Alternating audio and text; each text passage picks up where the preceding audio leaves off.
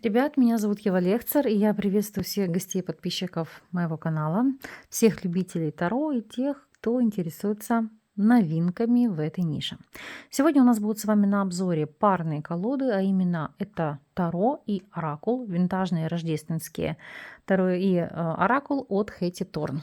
Поэтому будем с вами смотреть, обозревать, ну и, конечно же, можете потом поделиться вашими впечатлениями от этих инструментов в комментариях. Если есть она у вас в работе, вдвойне буду признательна, если, скажем так, оставите свою обратную связь, как вам этот инструмент во взаимодействии.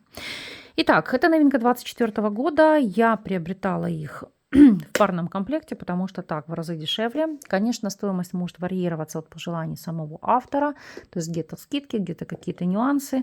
Сам набор этот стоил порядка $137 плюс доставка, ну то есть ориентировочно он где-то вышел $150. Что мы здесь с вами видим? Давайте начнем с вами, посмотрим сначала бокс. Первое, что мы видите, сайты, где вы можете приобрести эти колоды, чтобы вы не спрашивали, где можно купить. Вот, пожалуйста, все в видео. HettyTorn.com или HettyTorn Tarot. Это если вы хотите посмотреть и найти эту площадку для заказа в Instagram. Вот такой вот бокс из льняной бумаги.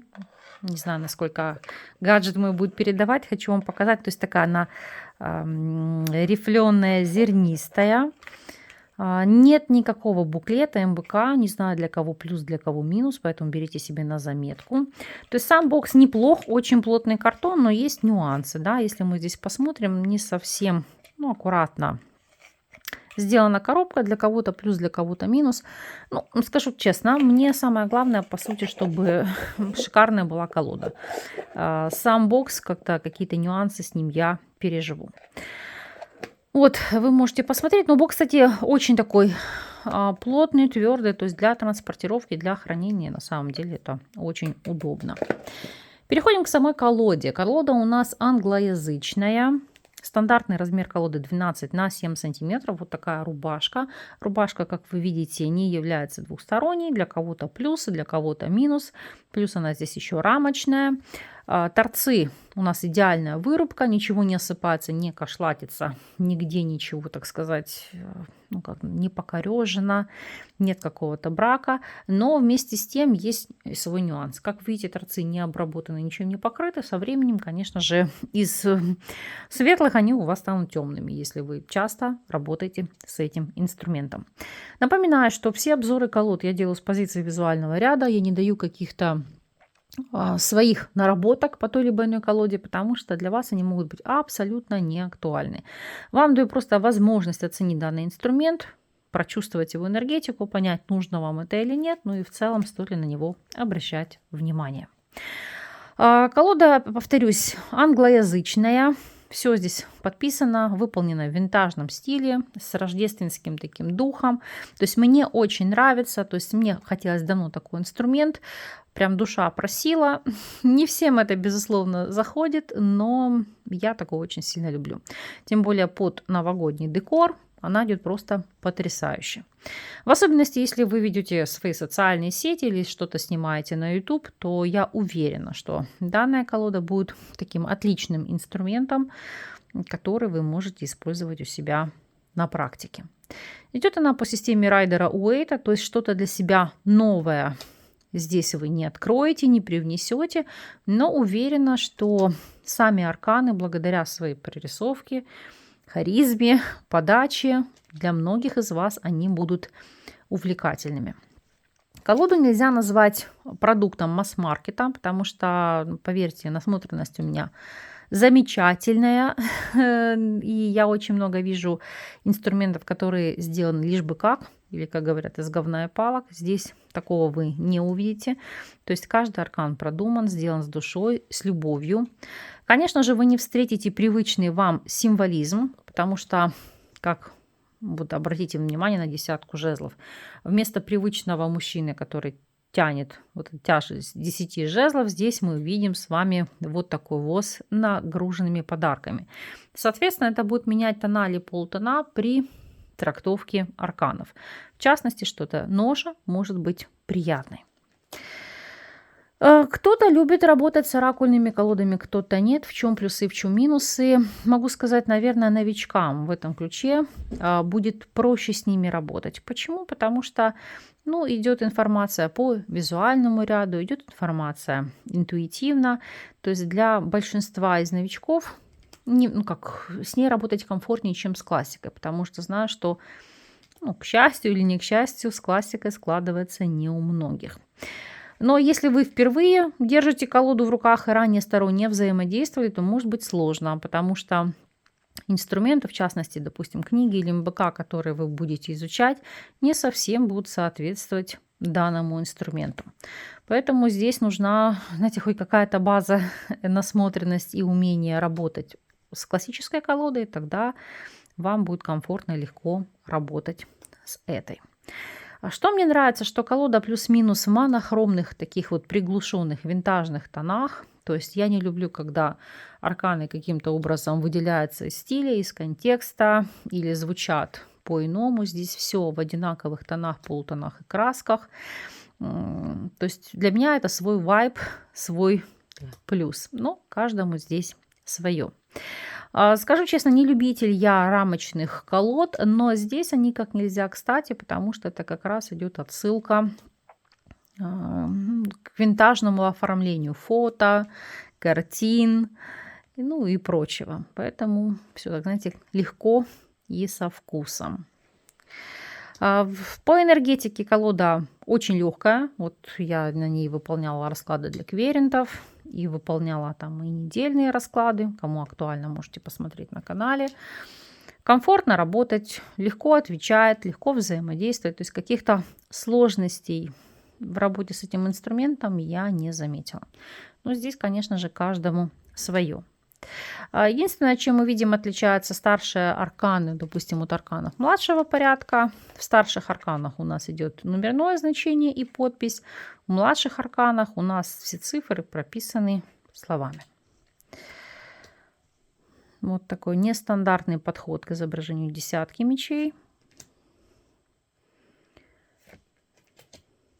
То есть она для меня какая-то вот такая легкая, такой, знаете, у нее рождественский вайб, приятная энергетика. Вот смотришь на этот аркан солнца, не знаю, душа поет и радуется. Ну, каждому свое. Качество картона потрясающее. Картон очень плотный. Как вы обратили внимание или успели заметить, двусторонняя матовая ламинация. Для меня это must-have. Большая часть колод в моей коллекции исключительно матовые. Дабы они не бликовали, ну, не оставались отпечатки от пальцев. То есть мне лучше всего работать с матовыми инструментами. Там, конечно, каждый решает сам для себя, но мне это несет больше комфорта. Ну, как вы видите, несмотря на то, что колода оракульного типа, все сюжеты у нас узнаваемые. Нет такого, что что-то идет в противовес или кардинальным образом разнится от классики. Поэтому даже если вы новичок, но при этом хорошо освоили базу, вопросов у вас не должно возникнуть. Потрясающей красоты колесо фортуны. Опять же, эти арканы можно использовать или для заставок, или для коррекции, если вы выполняете коррекцию. Кому актуально, берите себе на заметку. Кто хочет, опять же, пополнение своей коллекции и иметь колоды на все случаи жизни, пожалуйста, обратите на нее особое внимание.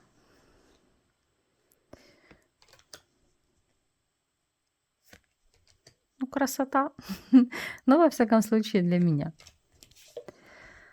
Жрец очень красивый.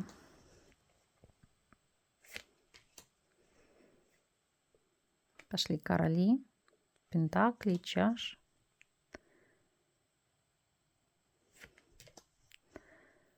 Восьмерка чаш.